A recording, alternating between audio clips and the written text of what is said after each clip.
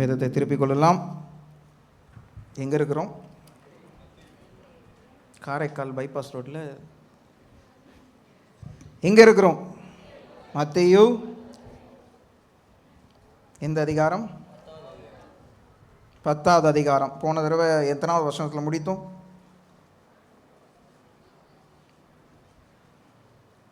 ஏன் எல்லாம் இப்படி முழிக்கிறீங்க? இன்னைக்கு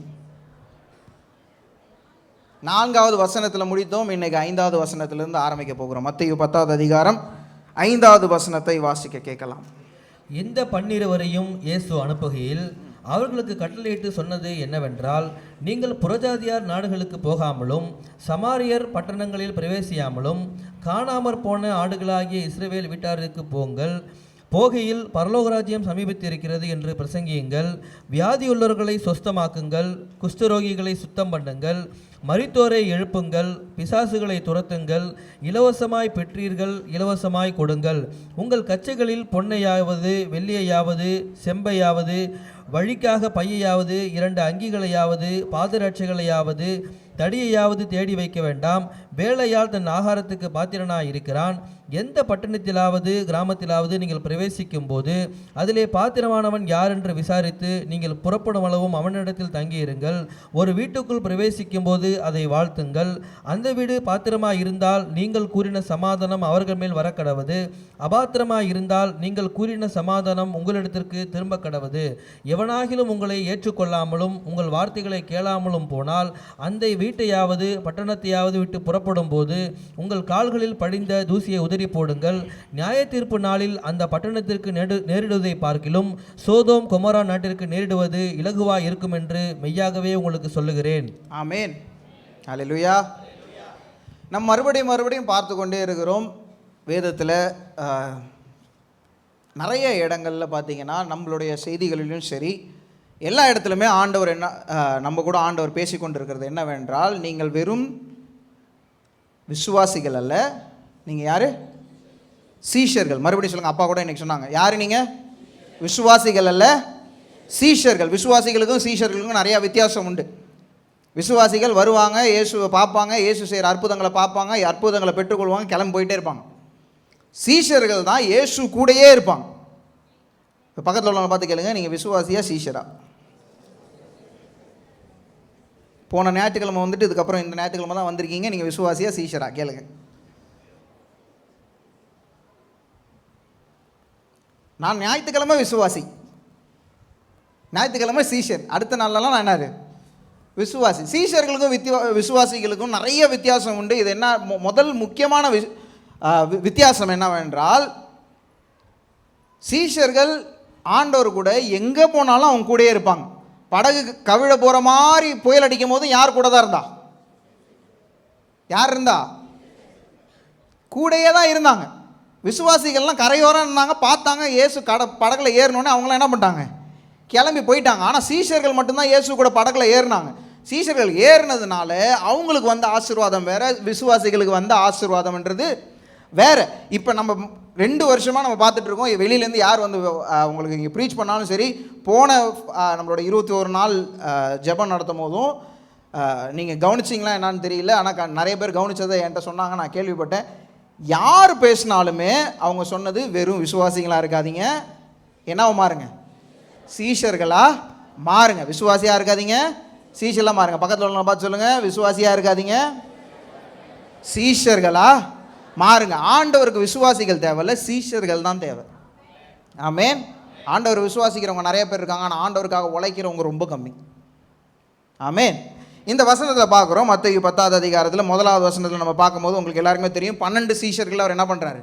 அவருக்கு என்று தேர்ந்தெடுக்கிறார். 12 சீஷர்களும் பக்காவான ஆட்கள். அப்படியா? அவங்க கேரக்டரை பார்க்கும்போது இவங்களெல்லாமா சீஷராக ஆண்டவரை ஏற்றுக்கொண்டீங்க, இவங்களே வச்சுருந்தீங்க அப்படின்னு தான் நம்மளுக்கு கேள்வி வரும். ஆனால் அந்த 12 பேர் அவர் என்ன பண்ணார்? எடுத்தார், அவருக்கு சீஷராக மாற்றினார். அது மட்டும் இல்லை, 1வது வசனத்தில் வாசிக்கிறோம். அதே 10வது அதிகாரம் 1வது வசனம் வாசிங்க. அப்பொழுது அவர் தம்முடைய 12 சீஷர்களையும் தம்மிடத்தில் வரவழைத்து அசுத்த ஆவிகளை துரத்தவும் சகல வியாதிகளையும் சகல நோய்களையும் நீக்கவும் அவர்களுக்கு அதிகாரம் கொடுத்தார். அந்த 12 அப்போஸ்தலருடைய நாமங்கள். போதும். 1வது வசனத்தில் என்ன பண்ணிட்டாரு? அவங்களுக்கு அதிகாரத்தை கொடுத்துட்டார். அவங்கள சும்மா அனுப்பல, என்ன பண்ணார்? அதிகாரத்தை அனுப்புனார். இப்போ அடுத்த 5வது வசனத்துலேருந்து 15வது வசனம் வரைக்கும் சீஷர்களுக்குரிய கட்டளைகளை கொடுக்குறார். நீங்கள் சீஷராக மாறணும்னா, நீங்கள் ஊழியம் செய்யணும்னா இந்த காரியத்தெல்லாம் நீங்கள் என்ன பண்ணணும்? செய்யணும். இன்றைக்கி உங்கள்கிட்டலாம் நான் பேசக்கொண்டு இருக்கிற இந்த வசனம் உங்களை எல்லாம் சீஷர்களாக பார்க்குது, விசுவாசிகளாக பார்க்கல. நான் உங்களை எல்லாரையும் என்னவா பார்க்குறேன்? நான் பார்க்குறதோட யார் பார்க்குறா? ஆண்டவர் பார்க்குறாரு. யாராக பார்க்குறாரு? சீஷர்களாக பார்க்குறாரு. சீஷர்களுக்கு உள்ள ஒரு சில கட்டளைகள். இது ஏன் முக்கியம் அப்படின்றதையும் நான் சொல்லிடுறேன். சில பேர் உங்களை சில பேர் ஆண்டவர் உங்களை கூப்பிடுவார், ஊழியத்துக்கு வா. நம்ம முதல்ல கேட்குற கேள்வி, எங்கே போகிறது? கேட்குறோமா இல்லையா? ஊழியத்துக்கு வர்றது ஓகே, எங்கே போகிறதுண்ணா? ஊழியத்துக்கு எங்கே போகிறது? முதல் கேள்வி. 2வது, என்ன போய் பேசுவேன்? நான் பாட்டுக்கு வந்துடுவேன், திடீர்னு போய் எங்கேயாவது பேசுட்டாங்கன்னா என்ன பண்ணுறது? என்ன பேசணும்னு தெரியாது. 3வது கேள்வி, எனக்கு யார் சோறு போடுவா? 4வது கேள்வி, எங்கே போய் தங்குவேன்? கேட்குற கேள்வி தானே, எங்கே போய் தங்குவேன்? நான் பாட்டுக்கு ஊழியத்து வந்துட்டேன்னா எங்கே போய் தங்குறது? முக்கியமான ஒரு விஷயம் இருக்குது கடைசியாக, எப்போ அங்கேருந்து வெளியில் வரணும். சில பேருக்கு அந்த வெளியில் எப்போ வரணுன்னே தெரியாது. ஊழியத்துக்குன்னு போகிறவங்க அவ்வளோதான், 15 வருஷமாக ஒரே இடத்துல தான் இருப்பாங்க. அவங்களோட ஊழியம் அங்கே முடிஞ்சு போயிருக்கும். சில பேர் போதகர்களோட ஊழியம் வேறு, சுவிசேஷர்களோட ஊழியம் வேறு. சுவிசேஷர்கள் போய் ஒரே இடத்துல 15 வருஷமாக இருந்தாங்கன்னா அவங்களோட ஊழியத்தை அவங்க செய்யலைன்னு அர்த்தம். போதகர்கள் அவங்க அந்த இடத்துல தான் இருக்கணும். போதகர்கள் அவங்களோட ஊழியம் அந்த இடத்துல இருந்து அந்த ஆட்டுக்களை மேய்க்கிறது தான் என்னது அவங்களோட ஊழியம். இப்போ ஆண்டவர் இந்த இடத்துல 10 வசனம் 5வது வசனம்லேருந்து 15வது வசனம் வரைக்கும் கிளியராக அழகாக உங்களுக்கு சொல்லித்தரேன். நானும் உங்களுக்கு அதை அப்படியே எக்ஸ்பிளைன் பண்ண போகிறேன். ரொம்ப ஈஸி. 5வது வசனத்துலேருந்து ஆரம்பிப்போம். 10ஆம் அதிகாரம் 5வது வசனம் வாசிங்க. இந்த 12வரையும் இயேசு அனுப்புகையில் போதும். முதல்ல ஆரம்பிக்கும் போதே ஆண்டவர் பக்கமான ஒரு வசனத்தோட ஆரம்பிச்சு. இந்த 12வரையும் இயேசு அனுப்புகையில். யார் அனுப்புனா? இயேசு அனுப்புனார். தானாக எந்திரிச்சு போல. நல்லா கவனிங்க. இயேசு அனுப்புனதுக்கு அப்புறம் தான் இவங்க ஊழியத்துக்கு போனாங்க. தானாக எந்திரிச்சு என்ன பண்ணல? போல. 3 வருஷம் இயேசு கீழே அடங்கி இருந்தாங்க. இயேசு அவர் செய்கிற காரியங்கள் எல்லாம் பார்த்தாங்க. இயேசு சொல்கிற வார்த்தையை கேட்டாங்க. அவர் என்ன கற்றுக் கொடுக்குறாரோ அதை கற்றுக்கிட்டு இயேசு சொல்கிறாரு இப்போ போங்கன்னு சொல்லும் போது தான் அவங்க கிளம்பி போனாங்க. எனக்கு இந்த சபை பிடிக்கல, நான் இன்னொரு சபையை ஆரம்பிக்க போகிறேன் அப்படின்னு ஆரம்பிக்கல. இயேசு சொல்கிறது ரொம்ப கஷ்டமாக இருக்குது, கொஞ்சம் ஈஸியாக நான் என்ன பண்ணுறேன், பரலோகத்துக்கு போகிறது ஈஸியான வழியை காட்டுறேன்னு எங்கே பண்ணல போல. இயேசு சொன்னார், நீ இப்போ போ, யூ ஆர் ரெடி நவ், நீ இப்போ ரெடியாக இருக்க, இப்போ போ அப்படின்னு சொன்னதுக்கப்புறம் தான் இந்த 12 சீஷர்கள் என்ன பண்ணாங்க? கிளம்பி போனாங்க. போனது மட்டும் இல்லை, அடுத்தது பாருங்கள். அவர்களுக்கு கட்டளையிட்டு சொன்னது என்னவென்றால், நீங்கள் புறஜாதியார் நாட்டுக்கு போகாமல் சமாரியர் பட்டணங்களில் பிரவேசியாமலும் காணாமற் போன ஆடுகளாகிய இஸ்ரவேல் வீட்டாரிடத்திற்கு போங்கள். போதும். காணாமல் போன ஆடுகளாகிய இஸ்ரவேல் வீட்டாருக்குள் போங்க. இந்த வசனம் நம்ம படிக்கும்போது நம்மளுக்கு கொஞ்சம் கோபம் வரணும். ஏன் இங்கே யாராவது யூதர்கள் இருக்கீங்களா? இல்லை யாரும் யூதர்கள்லாம் யாரும் இல்லைல்ல. சரி, நல்லதாக போச்சு. நம்ம யாருமே யூதர்கள் இல்லை. இயேசு இங்கே 12 சீஷர்கள் சொல்கிறாரு, நீ என்ன பண்ணாத, வெளியிலலாம் யார்கிட்டையும் போகாத, உள்ளே இருக்கிற இஸ்ரவேல் தேசத்துக்குள்ள மக்களுக்குள்ள மட்டும் முதல்ல போய் என்ன பண்ணு, சுவிசேஷத்தை அறிவி. ஏன் அப்படின்னா எல்லா ப்ராஃபட்ஸ் தீர்க்கதரிசிகளும் பழைய ஏற்பாட்டிலேருந்து பார்த்தீங்கன்னா எல்லாருமே சொல்லிட்டு வர்றது என்ன, தாவீதின் குடும்பத்திலிருந்து யார் வருவா? ஒரு மேசியா வருவார். தாவீதின் குடும்பத்திலேருந்து மேசியா வருவார்னு எல்லாரும் என்ன பண்ணுறாங்க? சொல்லிக்கிட்டே வராங்க. எவ்ரி 200 இயர்ஸ், எவ்ரி 200 வருஷத்துக்கு ஒரு தடவை, 200 வருஷத்துக்கு ஒரு தடவை, 100 வருஷத்துக்கு ஒரு தடவை ஒரு தீர்க்கதரிசி வருவார். அவர் சொல்லுவார், தாவீதின் குடும்பத்திலேருந்து யார் வருவா? மேசியா வருவார். தாவீதின் குடும்பத்திலேருந்து மேசியா வருவார். இப்போ மேசியா வந்துட்டாரு. யார் ஏற்றுக்கல? யூதர்கள் ஏற்றுக்கல. இதை ஏன் ஏற்றுக்கல அப்படின்றத நான் வாசித்தேன். அதை கொஞ்சம் ரிசர்ச் பண்ணி பார்க்கும்போது தெரிஞ்சிச்சு. இவங்க என்ன எதிர்பார்த்தாங்கன்னா, தாவீதை போல ஒரு ராஜா வருவார்னு யூதர்கள் எதிர்பார்த்தாங்க. ராஜான்னா ஃபிசிக்கல் ராஜா, மேலதோட என்னது, இந்த தேசத்துக்கு நான் தான் ராஜா அப்படின்னு வருவாருன்னு இவங்க என்ன பண்ணாங்க? எதிர்பார்த்தாங்க. அந்த ராஜா தான் மேசியாவாக இருப்பார்னு யூதர்கள் எதிர்பார்த்தாங்க. ஆனால் இவங்க சிங்கமாக எதிர்பார்த்த ராஜா இங்கே ஆட்டுக்குட்டியாக என்ன பண்ணிட்டார்? வந்துட்டார். அதை அவங்களால ஏற்றுக்கொள்ளவே முடியல. இவங்களோட ஐடியா எல்லாமே என்னது, ஒரு ராஜா பெரிய போருக்கு இதில் என்ன பண்ணுவார், பயங்கரமாக பெரிய கூட்டத்தோடு வருவார். இயேசு தனியாக வந்து நிற்கிறார். இவங்களால அதை ஏற்றுக்கொள்ளவே முடியல. இன்னொரு விஷயம், அவங்களுக்கு யாவேன்றது ஒரே ஒரு கடவுள் தான். அவங்களுடைய அண்டர்ஸ்டாண்டிங் படி யாவே கீழே இயேசு, பிதா, குமாரன், பரிசுத்த ஆவியானவர் 3 பேர் ஆகி இயேசு அவங்களுக்கு கிட்ட வருவார், பிதாவானவர் மேலே இருப்பார்ன்ற கான்செப்டை அவங்களால ஏற்றுக்கொள்ளவே, திருத்துவத்தை அவங்களால ஏற்றுக்கொள்ளவே முடியல. அவங்க என்ன யோசிச்சாங்க, யாவேன்றவர் கடவுள், அவர் அங்கே தான் இருப்பார், இப்போ கீழே வந்திருக்கிறவர் ஏமாத்துறாரு, அதனால தான் அவர் பிடிச்சி சிலுவையில் ஆரம்பிச்சிட்டாங்க. அவங்களால அதை ஏற்றுக்கொள்ளவே முடியல. ஆனால் இதில் ஒரு விஷயம் நல்லா கவனிங்க, இது கொஞ்சம் டீப்பாக இருக்க மாதிரி இருந்தாலும் பரவாயில்ல, கொஞ்சம் கவனிங்க, ஏன்னா உங்களுக்கு இது புரியணும். ஆனால் அவங்க கண்களுக்கு முன்பாகவே எல்லா தீர்க்க தரிசனங்களும் நிறைவேறுது. இயேசுவை பற்றி சொல்லப்பட்ட தீர்க்க தரிசனங்கள் எல்லாமே என்ன பண்ணுது, அவங்க கண்களுக்கு முன்பாகவே நிறைவேறுது. ஆனால் அவங்க கண்கள் மறைக்கப்பட்டிருக்கு. அவங்க உண்மையை ஏற்றுக்கொள்ளவே இல்லை. கண்களுக்கு முன்பாகவே ஆண்டவர் என்ன பண்ணுறார், எல்லா அற்புதங்களையும் அடையாளங்களையும் செய்கிறாரு. இவங்களால் அதை ஏற்றுக்கொள்ளவே முடியாததுனால இயேசுவை அவங்க ஏற்றுக்கொள்ளவே இல்லை. ஆனாலும் ஆண்டவர் என்ன பண்ணுறாரு, இயேசு சொல்கிறாரு, முதல்ல இவங்களை, யாரை, இஸ்ரவேல் ஜனங்கிட்ட முதல்ல போய் சொல்லு, நான் இவங்களுக்காக தான் வந்தேன், இவங்ககிட்ட முதல்ல போய், இந்த 12 பேரை சொல்கிறேன், நீங்கள் போய் முதல்ல இவங்ககிட்ட சொல்லுங்கள் அப்படின்றாரு. இயேசு மரித்து அவர் உயிரோடு எழுந்து பரலோகத்துக்கு எடுத்துக்கொள்ளப்பட்ட அதுக்கப்புறம் கூட இந்த 12 சுவிசேஷர்களும் போய் சொல்கிறாங்க, 12 சீஷர்களும் போய் சொல்கிறாங்க, அவங்கள ஏற்றுக்கொள்ளவே இல்லை. இந்த 12 சீஷர்களை அதிகமாக துன்புறுத்தினது யார் தெரியுமா, இதே யூதர்கள் தான். அவங்களுக்காக தான் நற்செய்தி வந்துச்சு, ஆனால் அவங்க அதை ஏற்றுக்கொள்ளவே இல்லை. இப்போ அடுத்து ஒரு வசனத்தை வாசிக்கலாம்.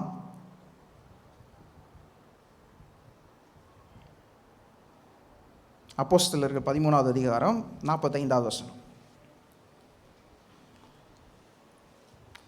யூதர்கள் ஜனக்கூட்டங்களை கண்டபோது பொறாமையினால் நிறைந்து பவுலினால் சொல்லப்பட்டவர்களுக்கு எதிரடையாய் பேசி விரோதித்து தூஷித்தார்கள்.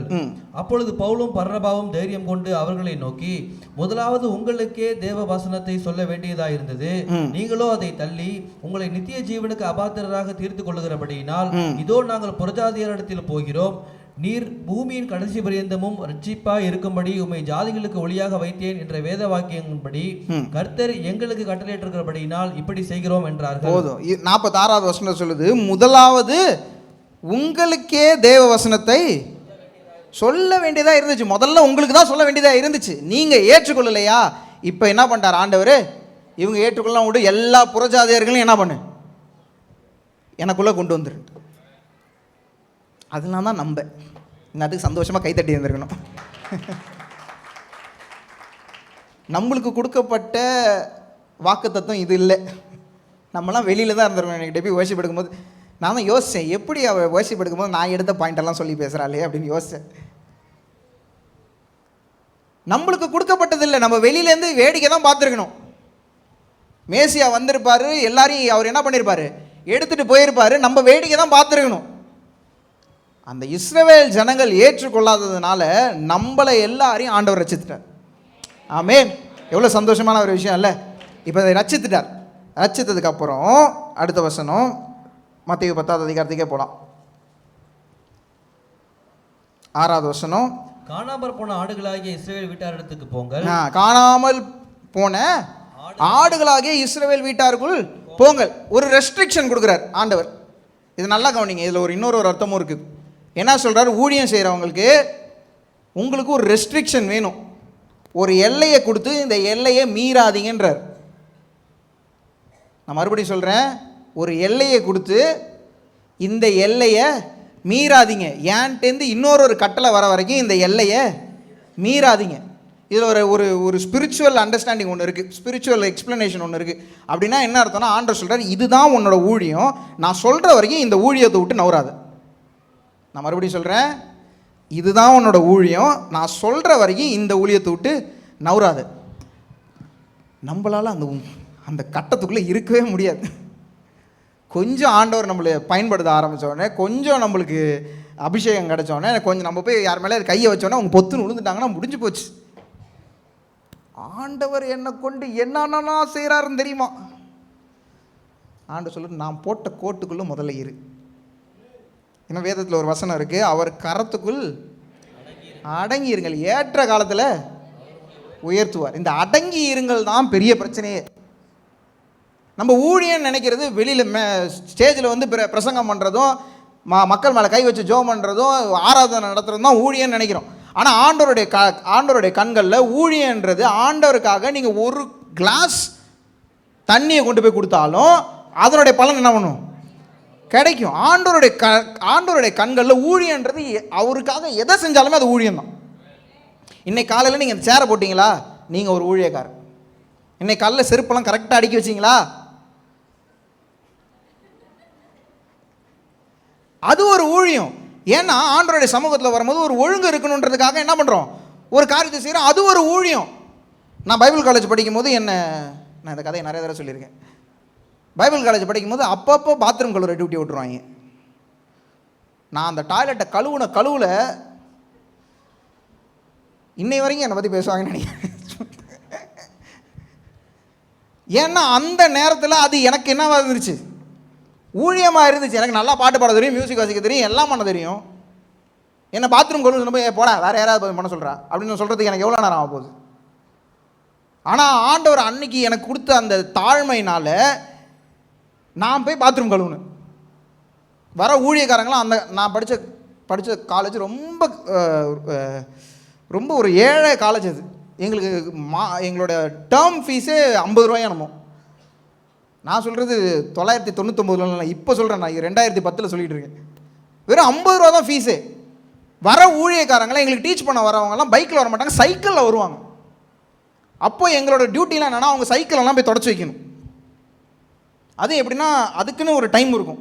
மற்ற நேரம் ப்ரேயர் டைமு, பைபிள் வாசிக்கிற time, class time, assignment time, library time எல்லாமே இருக்கும். இதுக்கு நடுவில் சர்வீஸ் டைம்னு ஒன்று இருக்கும். அந்த சர்வீஸ் டைமில் பண்ண வேண்டிய விஷயத்தை எல்லாருமே பண்ணி தான் ஆகணும். ஃபைனல் இயர்ஸும் சரி, ஃபஸ்ட் இயர்ஸும் சரி, எல்லாருமே செய்ய வேண்டியதை செஞ்சு தான் ஆகணும். போய் உட்காந்து மெதுவாக உட்காந்து சைக்கிளை தொடச்சி என் சைக்கிளை கூட நான் அப்படி தொடச்சது கிடையாது வாழ்க்கையில். உட்காந்து தொடக்கிறது. அப்படி கஷ்டப்பட்டு வந்த ஊழியக்காரங்க இன்றைக்கி நான் வெளியில் பார்க்கும்போது அவங்கள ஆண்டவர் அப்படி உயர்த்தி வச்சுருக்கிறார். ஏன்னா அந்த கரத்துக்குள்ளே அடங்கி இருந்தாங்க. ஆண்டவர் ஒரு ரெஸ்ட்ரிக்ஷனை போட்டார்னா என்னதான் உங்களுக்கு திறமை இருந்தாலும் அந்த ரெஸ்ட்ரிக்ஷனை நவுறாதீங்க. ஆண்டவர் ஒரு இடத்துல இருன்னு சொன்னார்னா அந்த இடத்துல இருக்கிறது தான் ஆசீர்வாதம். எப்போ உயர்த்தணும்னு அவருக்கு தெரியுமா தெரியாதா? கண்டிப்பாக தெரியும். சில பேர் எனக்கு ரொம்ப கவலையான ஒரு விஷயம் அது. சபையை ஆரம்பிச்சிருப்பாங்க, தம்பி நீங்கள் எப்போ ரசிக்கப்பட்டீங்க? 1 வருஷத்துக்கு முன்னாடி ரசிக்கப்பட்டேன். எப்போ 1 வருஷத்துக்குள்ளே சபை ஆரம்பிக்கிற அளவுக்கு ஒன்று ஆண்டவர் உயர்த்திட்டாரான்னு ஆச்சரியமாக இருக்கும். பார்த்தீங்கன்னா அவன் பைபிளில் எதாவது பேசுவான், பார்த்தா எதையாவது உளறிட்டு இருப்பான். அப்படி ஆண்டவர் அதோட அர்த்தமே அந்த இடத்துல இருக்கவே இருக்காது. ஏதோ அவனுக்கு ஏதோ புரியுதோ அதான். ஒரு இடத்துல அடங்கி இருக்கணும்னா அந்த இடத்துல அடங்கி தான் இருக்கணும். அந்த 12 பேரும் இயேசு கூட 3.5 வருஷம் இருந்தாங்க, அமைதியாக தான் இருந்தாங்க. பேதுரு தண்ணி மேலே நடந்தாரா இல்லையா? வேற எங்கேயா தண்ணி மேலே நடக்க ட்ரை பண்ணாரா இல்லையா? அவர் ஏற்கனவே ஒரு முந்திரி கொட்டை, உங்களுக்கு எல்லாரும் நான் சொல்லியிருக்கேன். இயேசு சொல்கிறதுக்கு முன்னாடி இவர் சொல்லிடுவார், அவர் ஒரு முந்திரி கொட்டை. ஆனாலும் ஒரு தடவை தண்ணியில் நடந்தவர் இன்னொரு இடத்துல எங்கேயுமே தண்ணியில் நடக்க ட்ரை பண்ணல. ஏன்னா அவருக்கு தெரியும் அடங்கி இருக்கிற நேரம் இது. அதே இயேசு எடுத்துக்கொள்ளப்பட்டதுக்கு அப்புறம் இவர் நடக்கிறாரு, அவர் நிழல் பட்டு சுகமாகறாங்க. அப்போ எவ்வளோ பெரிய வல்லமையாக ஆண்டவர் இவங்களுக்காக வச்சுருந்தாரு. ஏன் இந்த 3.5 வருஷம் அடங்கி இருந்தாங்க. இப்படிலாம் சர்ச்சில் சொன்னால் அடங்கி இருன்னு சொன்னால் என்னை அப்படியே நொறுக்கி வச்சுருக்காங்க, என்னை பயன்படுத்தவே மாட்டுறாங்க. உங்களை பயன்படுத்துறது சபை இல்லை, உங்களை பயன்படுத்துறது யார்? ஆண்டவர். உங்களுடைய ஒளி பிரகாசிக்க ஆரம்பித்தா எந்த சபையாலும் எந்த போதகராலும் அதை நிறுத்த முடியாது. ஆண்டவர் உயர்த்தணும்னு நினைக்கும் போது உங்களை உயர்த்த தான் செய்வார், அதை யாராலையும் தடுக்க முடியாது. ஆமேன், ஆமேன். அதை விசுவாசிக்கிறவங்களா இருந்தீங்கன்னா அடங்கிருன்னு சொல்லும் போது தானாக அடங்கியிருப்பீங்க. ஏன்னா உங்களுக்கு தெரியும் ஒரு நாள் வரும் என்னை யாராலையும் அடக்க முடியாது. ஏன்னா என் ஆண்டவர் என்னை உயர்த்துவார். ஆமேன். ஒரு ரெஸ்ட்ரிக்ஷனை போடுறாருன்னா ஆண்டவர் சந்தோஷமாக இருங்க. ஏன்னா ஒரு நாள் அந்த ரெஸ்ட்ரிக்ஷனை உடைப்பார். நீங்கள் நினைக்காத இடத்துக்கெலாம் ஆண்டவர் உங்களை கொண்டு போவார். ஆமேன். ஹல்லேலூயா. அடுத்த வசனத்துக்கு போகலாம். 7வது வசனம். போகையில் பரலோக ராஜ்யம் சமீபித்திருக்கிறது என்று பிரசங்கியுங்கள். போதும். 7வது வசனம் சொல்லுது, பரலோக ராஜ்யம் சமீபித்திருக்கிறது என்று பிரசங்கியுங்கள். முதல் கேள்வி நான் சொன்னேன்ல ஃபர்ஸ்ட்லயே, எங்க போறது? 2வது கேள்வி, என்னத்த பேசுறது? ஒரே லைன்ல இயேசு முடிச்சிட்டார். என்ன சொல்லணுமா? பரலோக ராஜ்யம் சமீபமாக இருக்கு. அப்படின்னா என்ன அர்த்தம்? இயேசு உங்களுக்காக வந்தார்,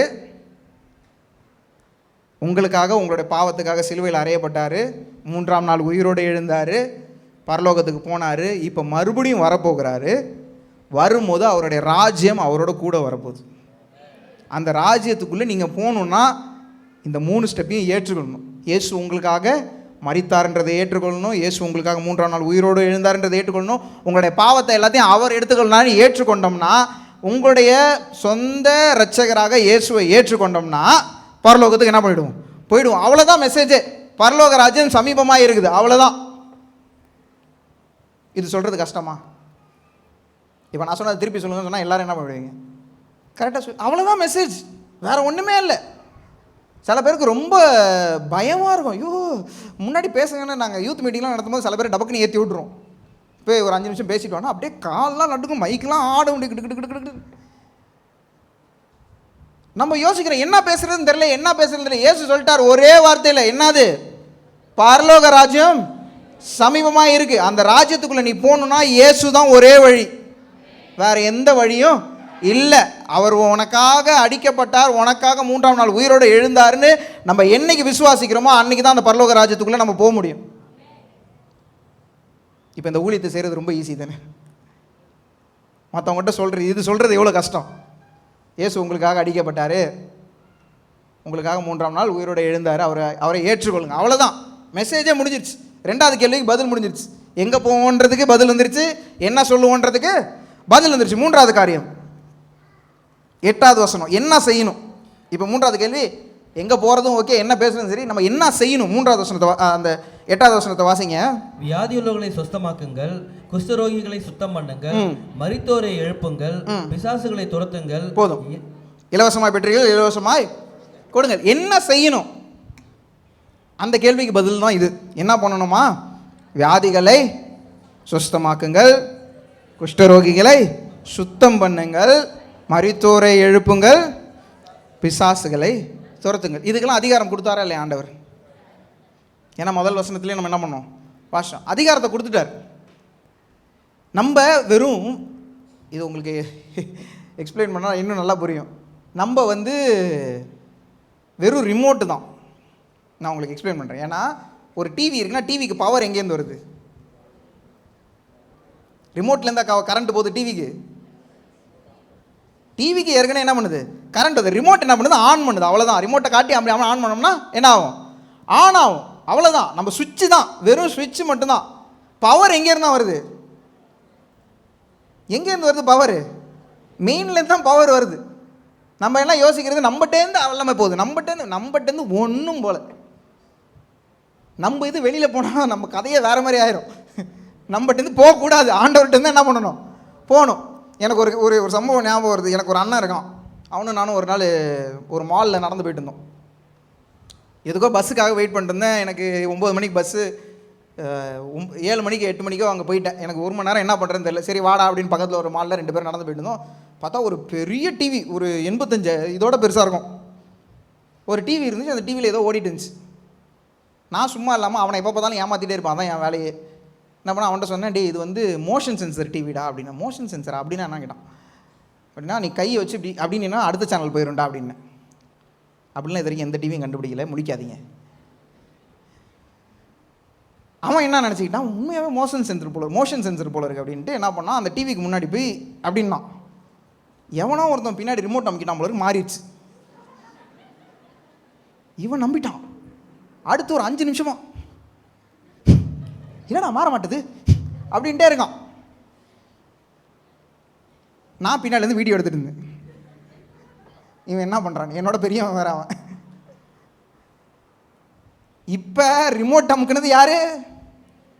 இவன் என்ன நினச்சிக்கிட்டான், இவன்கிட்ட இருந்தால் என்ன பண்ணுது, இவன்ட்டு தான் சிக்னல் போச்சுன்னு நினச்சிக்கிட்டான்.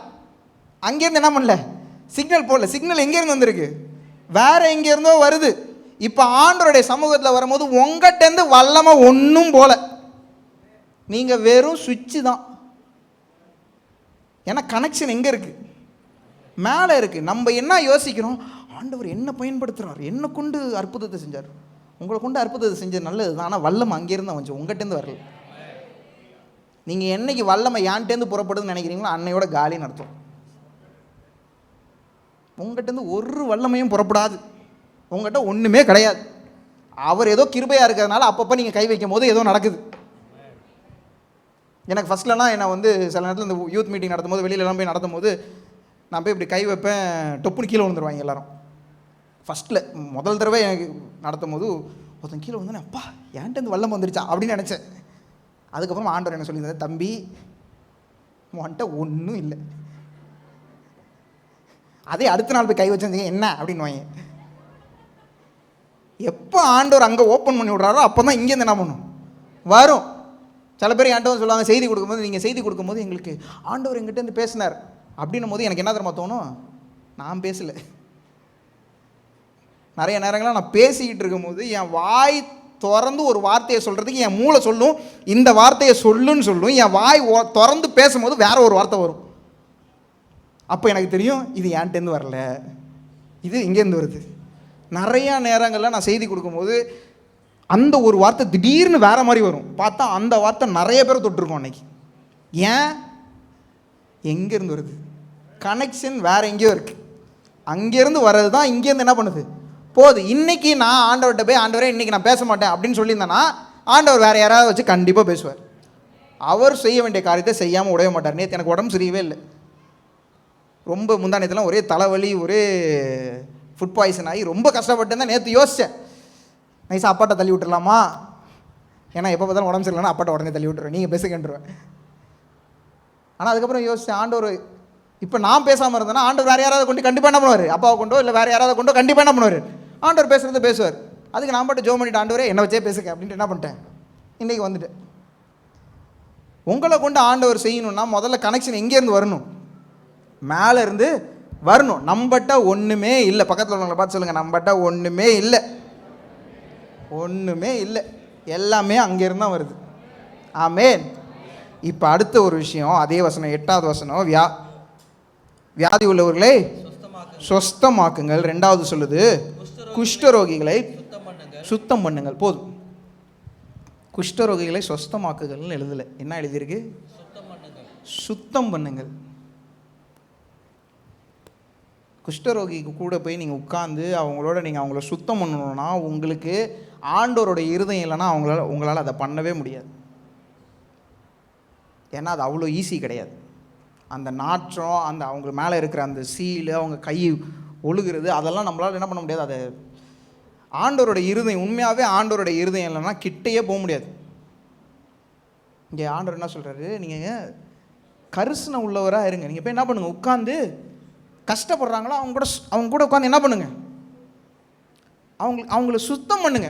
நான் ஒரே ஒரு காரியத்தை அகஸ்டன் அங்கிள் சொன்னதை நான் உங்கள்கிட்ட சொல்கிறேன். ஒரு நர்ஸ் ஒருத்தவங்க ஒரு வீட்டுக்கு ஹோம் கேர் மாதிரி போயிருந்தாங்களாம். அவங்க வீட்டில் ஒரு அம்மா, வயசான அம்மா இருந்தாங்க.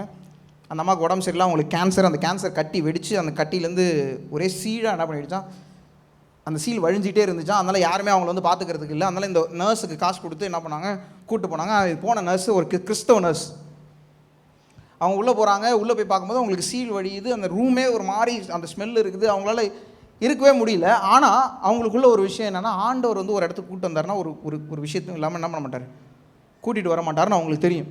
இப்போ இந்த இடத்துல அவங்க ஆண்டவருடைய அன்பை, ஆண்டவருடைய கரிசனையை அந்த இடத்துல அவங்க என்ன பண்ணி ஆகணும், காட்டி ஆகணும். இதில் என்ன இன்னொரு விஷயம் என்னென்னா, அந்த அம்மாவுக்கு அந்த வலி தாங்க முடியாமல் அவங்க என்ன பண்ணுவாங்க, யாரை பார்த்தாலும் திட்டிகிட்டே இருப்பாங்களாம். இப்போ அப்படி இருக்கிற ஒரு அம்மாவுக்கு இவங்க என்ன பண்ணணும், போய் இந்த சீலை என்ன பண்ணணும், தொடச்சி விடணும். யாராவது உங்களை பார்த்து திட்டினா அப்படின்னு என்ன பண்ணுறோம், இதெல்லாம் ஒன்றுமே பண்ண முடியாது அப்படின்னு விட்டுட்டு நம்ம என்ன பண்ணுறோம், உனக்கு ஹெல்ப் பண்ணுறேன், நீ என்ன பண்ணணும், அமைதியாக என்கிட்ட என்ன பண்ணணும், என்கிட்ட நல்லா நடக்கணும், நான் உனக்கு ஹெல்ப் பண்ணுவேன். ஆண்டவருடைய சமூகத்தில் அதெல்லாம் கிடையாது. உங்களுக்கு தீமை செஞ்சாலும் நீங்கள் என்ன தான் பண்ணணும், நன்மை தான் செய்யணும், வேறு வழியே இல்லை. ஆண்டவர் சொன்னது அதுதான், தீமையாக இருந்தாலும் நீங்கள் அதை தான் பண்ணோம், நன்மையாக தான் அதை மாற்றணும். இப்போ இவங்க போனாங்க, போய் அதை தொடச்சி என்ன பண்ணாங்க, அந்த சீலெல்லாம் இது பண்ண இவங்களால அந்த அருவருப்பு தாங்கவே முடியல. ஏன்னா அவங்க இது வரைக்கும் அந்த மாதிரி ஒரு விஷயத்தை பார்க்கவே இல்லை. இந்த கதையை கேட்கும் போது என்னால் அருவருப்பு தாங்க முடியல. தொடச்சி அந்த பாத்திரத்தில் என்ன பண்ணுறாங்களாம், அதை க்ளீன் பண்ணிக்கிட்டே இருந்தாங்க. ஒரு பாத்திரத்தில் அந்த தண்ணி வச்சு க்ளீன் பண்ணிட்டே இருந்தாங்க. இவங்க உடம்பு அதை ஏற்றுக்கொள்ளவே இல்லை, அந்த நாற்றத்தை ஏற்றுக்கொள்ளல, அந்த சீலை ஏற்றுக்கொள்ளல, எதுவுமே பண்ணல. இவங்க பார்த்தாங்களாம், இந்த ஒரு விஷயம், இந்த என் உடம்பு ஆண்டவர் எனக்கு கொடுத்த ஊழியத்தை செய்ய விடாமல் என்ன பண்ணுது, நிறுத்துதுன்னு சொல்லி அந்த பாத்திரத்தை இருந்து எடுத்து தண்ணி எடுத்து அப்படியே குடிச்சிட்டாங்க. காலெலாம் ஒரு மாதிரி பண்ணதில்ல, எனக்கும் அப்படி தான் இருந்துச்சு. ஏன்னா அவங்க உடம்புகிட்ட சொன்னாங்க, நீ ஆண்டவர் எனக்கு சொன்ன ஊழியத்தை செய்ய விடுறதுக்கு நீ என்ன பண்ணுற, தடையாக நிற்கிற. அவங்க எடுத்து குடித்த உடனே அந்த அருவருப்பு எல்லாமே அவங்களுக்கு என்ன பண்ணிடுச்சு, போயிடுச்சு. இப்போ ஒரு ஆண்டவருடைய இருதயம் வரும்போது பாருங்கள், அவங்களுக்கு எவ்வளோ எப்படி சொல்கிறது, தைரியம் கூட இல்லை, அது என்ன சொல்கிறது, அவங்களுக்கு எவ்வளோ ஒரு அதுக்கு ஒரு வார்த்தையே என்னால் சொல்ல முடியல. எவ்வளோ ஒரு அன்பு அவங்க மேலே வந்திருக்கும்னா, என் உடம்பு என்ன பண்ணக்கூடாது, நிறுத்தக்கூடாது. என்னோட அருவருப்பு ஆண்டவருடைய நேசத்தை நான் காட்டுறதுக்கு நிறுத்தக்கூடாதுன்றதுனால அவ்வளோ ஒரு பெரிய காரியத்தை அவங்க என்ன பண்ணாங்க, பண்ணிட்டாங்க. இப்போ நான் உங்களை பார்த்து கேட்குறேன், ஒரு சின்ன விஷயத்தில் எங்கேயாவது உங்களை யாராவது திட்டாங்கன்னா, அவங்களுக்கு போய் ஒரு ஹெல்ப் பண்ணுங்கன்னா, அது நம்மளுக்கு திட்டிகிட்டே கிடக்கும். அவங்க என்ன தான் திட்டினாலும் இயேசுவை சிலுவையில் அரைஞ்சாங்க, அவங்களுக்காக தானே ஆண்டவர் வந்தார். இயேசு அவங்களெல்லாம் என்ன பண்ண, வானத்திலிருந்து அக்கினி இறக்கியா நாசமாக்குனார். இயேசுனுடைய இருதயம் என்னன்னா, எனக்கு அவங்க தீமை செஞ்சாலும் அந்த தீமையை நான் எடுத்துக்கொண்டு அதை நன்மையாக தான் திருப்பி கொடுக்கணும். இன்றைக்கி ஆண்டவர் உங்களை, நீங்கள் ஊழியத்துக்கு வரீங்களா, உங்களை சீஷர்களாக பார்க்குறாரா ஆண்டவர், உங்களுக்கு தீமை செய்கிறவர்கள் நன்மை செய்கிறவர்கள். ஆமேன் ஆமேன். அடுத்த வசனத்துக்கு போகலாம், மணி ஆகிட்டே போயிட்டு இருக்கு.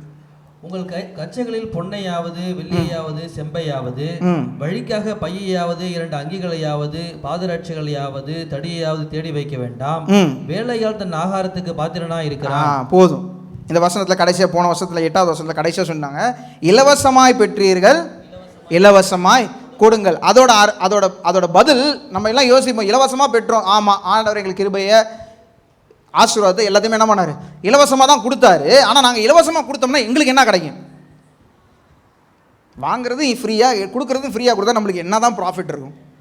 அப்படி இருக்கும்போது அடுத்த வசனத்தை சொல்கிறாரு, வேலையான் தன் ஆகாரத்துக்கு பாத்திரனாய் இருக்கிறான். அதுக்கு முன்னாடி சொல்கிறாரு, உங்கள் கச்சையில் பொன்னையாவது வெள்ளியையாவது செம்பையாவது வழிக்காக பையையாவது 2 அங்கிகளையாவது பாதரட்சையாவது தடியையாவது தேடி வைக்க வேண்டாம். அப்படின்னா என்ன அர்த்தம்னா, நீங்கள் போகும்போதே இன்னும் ஒரு 20 நாளைக்கு எனக்கு சாப்பாடு வேணும், ஏடிஎம் கார்டில் காசு வேணும், என்னென்னலாம் சேர்த்து வைக்க முடியுமோ சேர்த்து வைக்கணும், எல்லாத்தையும் எடுத்துகிட்டு நான் ரெடியாக ஊழியத்துக்கு போவேன். ஆண்டவர் சொல்கிறார், இன்னொரு ஒரு செருப்பு போட்டிருக்கேன்னா அந்த செருப்போட போதும் போன்றார். ஏன்னா அவர் சொல்கிறாரு, நீ எனக்காக ஊழியம் செய்யும் போது வேலைக்காரன் உன் ஆகாரத்துக்கு நீ என்னவா இருப்ப, பாத்திரனா இருப்ப.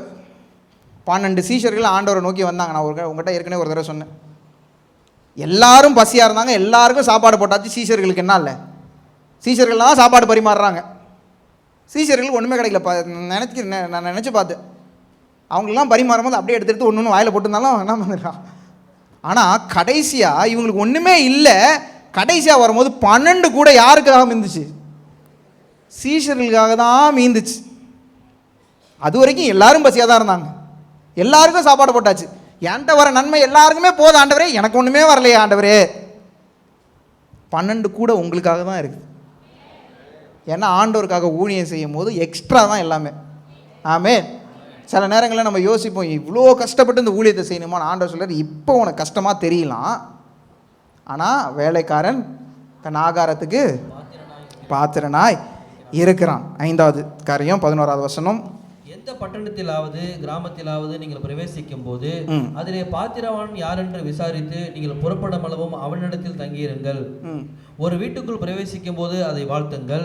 அந்த வீடு பாத்திரமாய் இருந்தால் நீங்கள் கூறின சமாதானம் அவர்கள் மேல் வரக்கடவது, அபாத்திரமாய் இருந்தால் நீங்கள் கூறின சமாதானம் உங்களிடத்தில் திரும்ப வரக்கடவது. போதும். இந்த வசனம் சொல்லுது, எந்த பட்டணத்தில் கிராமத்திலாவது நீங்கள் பிரவேசிக்கும் போது அதிலே பாத்திரமானவன் யார் என்று விசாரித்து அவனிடத்தில் தங்கியிருங்கள். இப்படின்னா என்ன அர்த்தம்னா, அந்த காலத்தில் என்ன பண்ணுவாங்க, வருகிற தீர்க்கதரிசிகளுக்காக அவங்களோட வீட்டில் ஒரு அறையை எப்பயுமே ரெடி பண்ணி வைப்பாங்க. பழைய ஏற்பாட்டு பழக்கம் அதுதான். பழைய ஏற்பாட்டு யூதர்களுடைய பழக்கம் என்னன்னா, தீர்க்கதரிசிகள் யாராவது டிராவல் பண்ணி வந்தாருன்னா அவருக்காக ஒரு இடத்த என்ன பண்ணுவாங்க, ஆயத்தப்படுத்தி எப்பயுமே வச்சுருப்பாங்க. இந்த காலத்து இது என்னென்னா, ஆண்டவருடைய ஊழியக்காரங்க உங்கள் வீட்டுக்கு வரும்போது அவங்களுக்குன்னு தேவையான அந்த அந்த வீட்டை என்ன பண்ண சுத்தம் பண்ணுறதோ க்ளீன் பண்ணி வைக்கும் போது அவங்க உள்ளே வரதை நீங்கள் ஏற்றுக்கொள்கிறது தான் அர்த்தம். இப்போ நம்ம ஒரு நிமிஷம் விசுவாசிகளாகவே இருப்போம். உங்கள் வீட்டுக்கு ஊழியக்காரங்க வராங்கன்னு தெரிஞ்சால் ஊழியக்காரங்க வீட்டுக்கு வந்ததுக்கப்புறம் துணியெல்லாம் எல்லாத்தையும் இழுத்துட்டு உள்ளே ஓடிட்டு இருந்தீங்கன்னா நீங்கள் என்னவா இல்லை, ஆயத்தமா இல்லை. அடுத்த வசனம் சொல்லுது, அவங்க ஆயத்தமா இல்லைன்னா கிளம்பு. ஆயத்தமாக இருக்கணும். அப்போ தான் அடுத்த வசனம் சொல்லுது, அந்த வீடு பாத்திரமாக இருந்தால் நீங்கள் கூறின சமாதானம் அவர்கள் மேல் வர கடவுது. நீங்கள் ரெடியாக இருந்தீங்கன்னா வருகிறவர்கள் உங்களை ஆசீர்வதிப்பாங்க. ஆசீர்வதிக்கும் போது அந்த ஆசீர்வாதம் உங்ககிட்டயே தங்கும். ஆமேன், ஆமேன். ஊழியக்காரங்க வரும்போது அது நம்ம என்ன பண்ணுறோம், ஏற்றுக்கொள்கிறவராக இருக்கும். நீங்கள் ஊழியக்காரங்களாக இருக்கும்போது நீங்கள் போகிறீங்கன்னா உங்களை ஏற்றுக்கொள்கிறாங்களா, ரொம்ப சந்தோஷம், நல்லா ஆசீர்வதிச்சிடுவாங்க. அவங்க ஆசீர்வாதத்துக்கு பாத்திரனா இல்லைன்னா அந்த ஆசீர்வாதம் உங்கள்கிட்டயே திரும்பி வந்துடும். இப்போ அடுத்த வசனம் சொல்லுது, 14வது வசனம், கடைசி வசனம் 14வது. எவனாகிலும் உங்களை ஏற்றுக்கொள்ளாமலும் வார்த்தைகளை கேளாமலும் போனால் அந்த வீட்டையாவது பட்டணத்தையாவது விட்டு புறப்படும் போது உங்கள் கால்களில் படிந்த தூசியை உதறி போடுங்கள். எவனாகிலும் உங்களை ஏற்றுக்கொள்ளாமலும் உங்கள் வார்த்தைகளை கேளாமலும் போனால் என்ன பண்ணுங்க, வெளியில் வரும்போது காலில் உள்ள தூசியை தட்டிட்டு வாங்க. இது ரொம்ப முக்கியம், நல்லா கவனிங்க. ஒரு இடத்துல ஊழியம் செய்ய போகும்போது எப்போ அந்த இடத்த விட்டு வெளியில் வரணும்னு நல்லா தெரியணும். உங்களை ஏற்றுக்கொள்ளலன்னு தெரிஞ்சிருச்சா, உங்களை இல்லை ஆண்டவர் அவங்க ஏற்றுக்கொள்ளலன்னு தெரிஞ்சிருச்சா, வெளியே வந்துருங்க. நம்மளுடைய கடமை ஒரு தடவை சொல்லலாம், 5 தடவை சொல்லலாம், 10 தடவை சொல்லலாம், 20 தடவை சொல்லலாம்.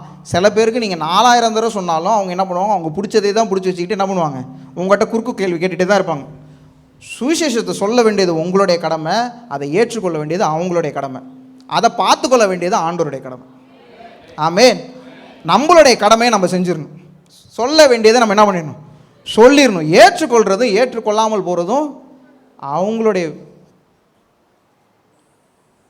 இது நம்மளுக்கு புரியாததுனால தான் இன்னும் போய் சில இடங்களில் அவன் ஏற்றுக்கொள்ள மாட்டான்னு தெரிஞ்சும் அவனை போய் போய் போய் போய் போய் போய் ஆண்டவர் சொல்கிறார், உனக்கு எப்போ வெளியில் வரணுன்றதையும் நான் உனக்கு என்ன பண்ணுறேன், சொல்லித்தரேன். சுவிசேஷத்தை சொல்ல வேண்டியது உங்களுடைய கடமை.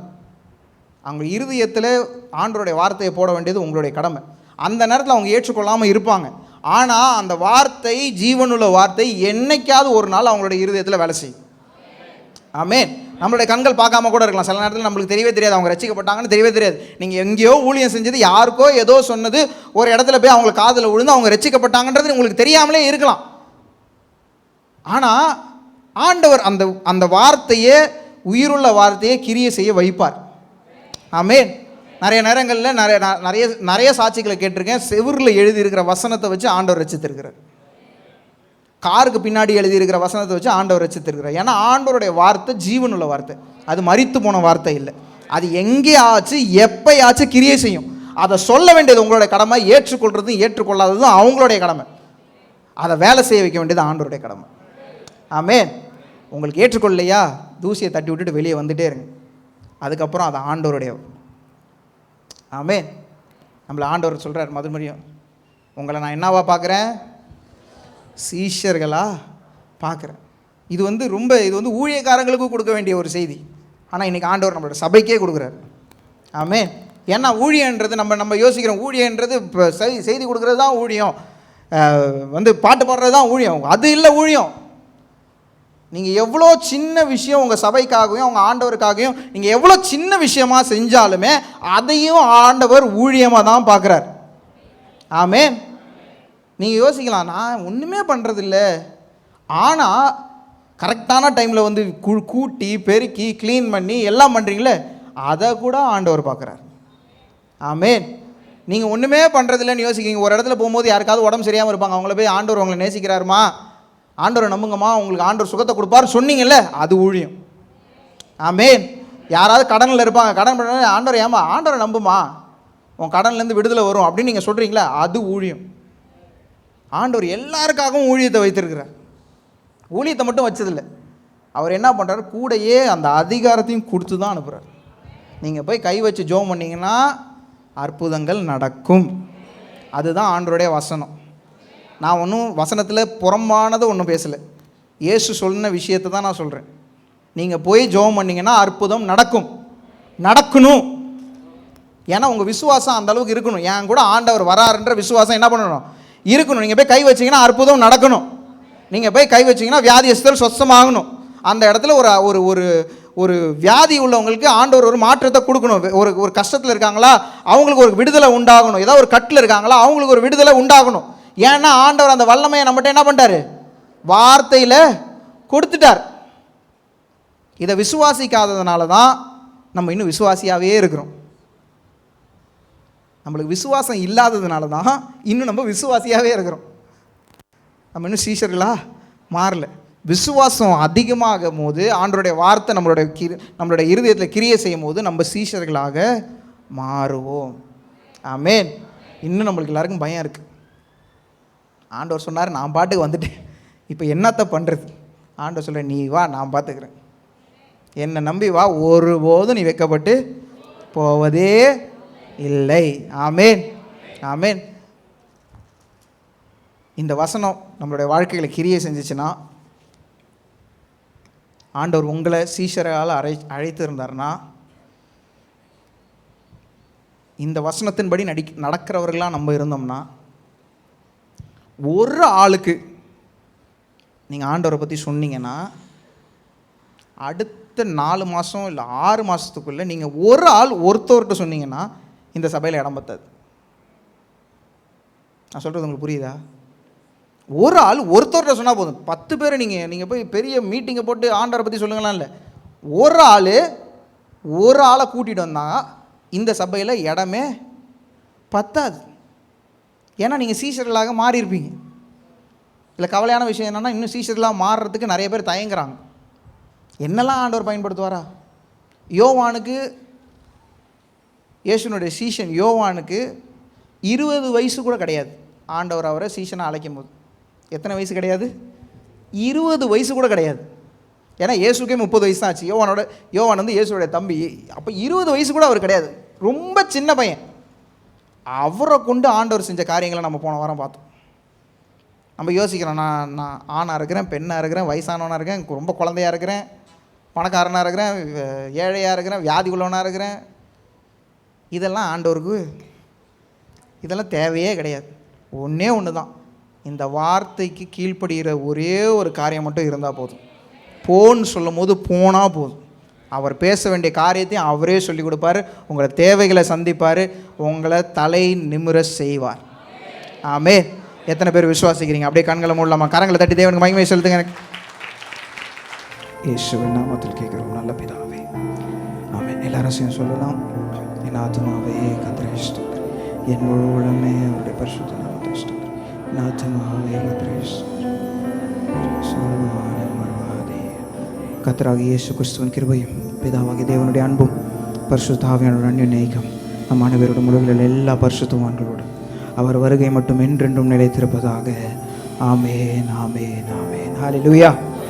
ஹல்லேலூயா. சீஷர்களாக இருக்கிற நீங்கள்லாம் சத்தமாக ஒரு ஹல்லேலூயா சொல்லலாமா? ஹல்லேலூயா. ஆமென். ஆமென். கர்த்தர் உங்களை ஆசீர்வதிப்பாராக. பக்கத்தில் உள்ளவங்களை பார்த்து சொல்லிட்டு போங்க, விசுவாசியாக இருக்காதீங்க, சீஷராக ஆகுங்க.